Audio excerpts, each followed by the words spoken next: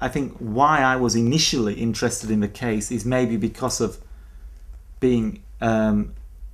because of being brought up in the time of the Yorkshire Ripper, but really this book is not, Tokyo Year Zero is not. Of course, it is concerned with the investigation, but really, what I wanted to write about was war and defeat and surrender and occupation, and I mean, every book in a way has been about defeat. I mean, the Red Riding Quartet is about really the defeat of Yorkshire, because because of the effect this killer had on this place, and the failure of the police to catch him. GB84 is very much about the defeat of the miners, but even the Damned United.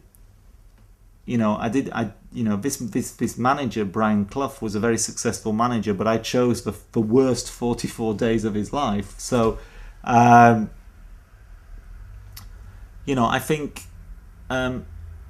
So I think that is a common ground with this is why this Tokyo Year Zero has some similarity to the other books.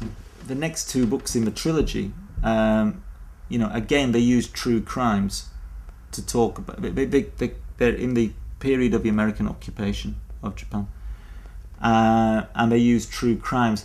But the crime in the second book is a very different kind of crime. It's not a serial killer. In January 1948, a man goes into a bank in Tokyo. He says he's a public health official.